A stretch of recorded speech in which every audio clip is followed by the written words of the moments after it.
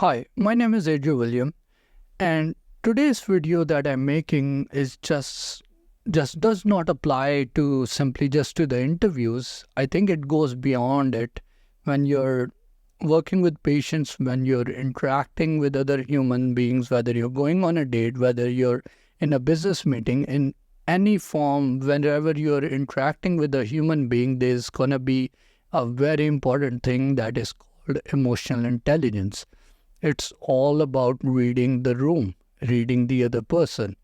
And the reason I'm saying this is because I had a lot of candidates came back and told me that they had a faculty who was Asian, coming from background like China, Japan, Vietnam, and they felt they were very stern, they were very rude, they were very upfront. And I tell them they were not rude. You need to understand the background, the culture, how these countries have a very, very disciplined work ethics, and they consider their work to be worship. And if you're not doing the work properly, you're bringing shame not just to yourself, but also to their society, to their tribe. And when in the Western country they see people slacking and not taking responsibility and not being disciplined enough, they just get agitated. And I personally don't have anything against them. I actually praise them for their discipline. And that's something I try to explain to the candidates that I work with, that if you're going to be in an interview and you see an Asian person, remember that they will always respect discipline a lot. So you have to be very respectful and stick to the point and talk about your work. Now, on the other hand, if I'm talking to American faculty, they might be interested in knowing about my time that I spend on YouTube or the basketball that I play. So these are some of the things you should be able to observe and pick. On the other hand, I personally tell people that you should be able to read a room when you're speaking or you're saying something. And one of the biggest things that will give you cue or indication is looking at people's eyes when you're speaking. And I'm not saying stare at them like a freak, but just observe how their eyes roll or they move away when you're talking to them, and look at their feet. So this is something you learn with emotional intelligence. It's mentioned in a lot of books too, is that when somebody is interested to talk to you, they will point their feet towards you. If they are pointed away from you, that means that person is not really interested in talking to you. On the other hand, the way somebody interact with you or their how their eyes respond to your words also matters a lot. And somebody is actually in a deep conversation with you and actually start to like what you're saying, their eyes will tend to dilate. And I'm not asking you to start staring at people's eyes like a freak. Don't do that. It looks weird. You should not continuously have eye contact more than 3 seconds. So if you're looking into somebody's eyes, you should look away after 3 seconds, not to look like a freako or a psychopath. That's a very important thing. The other thing is looking at people's shoulder. That also tells a lot. Like if I'm talking to somebody and I'm trying to show my presence, dominance, maybe I will broaden my shoulder. That's how humans work, whether it's women or men. On the other hand, sometimes when we are listening to somebody and we want to agree with them, or show submission, we tend to bend our neck and tilt our head and show our neck. Even in animals, in wolves and dogs, when two of them are fighting and one of them have to submit and be more agreeable, they will show their neck. In the same way, if you're listening to a faculty or a person you're agreeing to, maybe tilting your head a little bit and displaying the side of your neck is a sign of agreeability. And you might think, oh, Adriel is giving me some kind of formula. I'm not.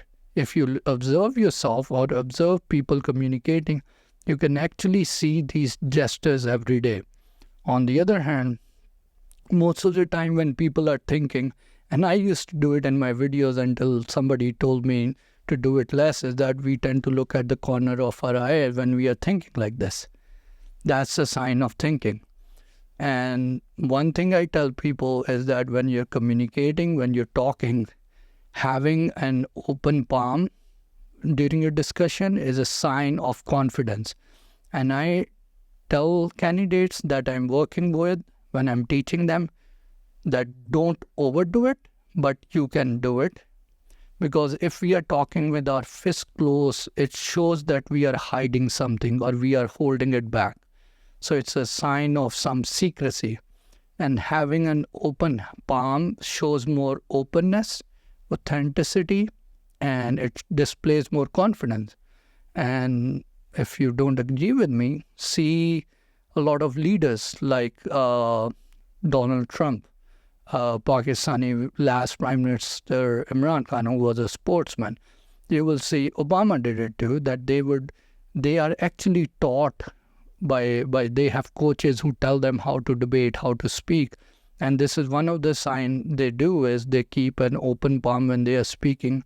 And there's an evolutionary reason too. People who would hide their hands or put their hands in their back would usually have a weapon. So our human brain tends not to trust people whose hand we cannot see. The other thing I'll tell you along with this is that when you're speaking, smiling a little bit is always a good sign.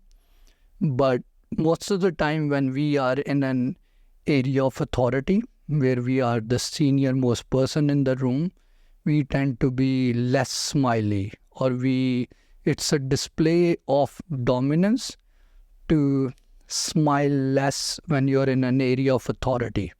Because this is something you would have to see for yourself and observe, is that when people, whoever the boss is in the room, most of the time he will be the person with the least amount of word. He won't be speaking too much, and he would be showing the least amount of expression on their face, because that's a sign of dominance in the room as well.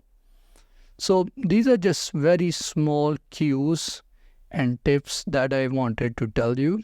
And if you think they are useful, if you feel this is something you can benefit from your daily life, you can mention it in the comment.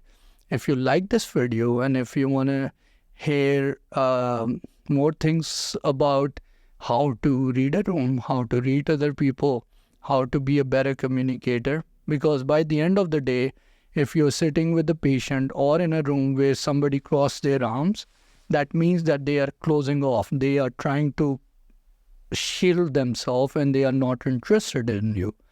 So that also shows you that how human body can depict a lot of emotions that the brain is going through.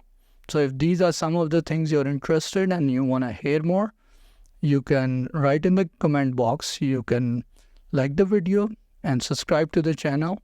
And hopefully I'll see you in a more meaningful video in the future. All the best.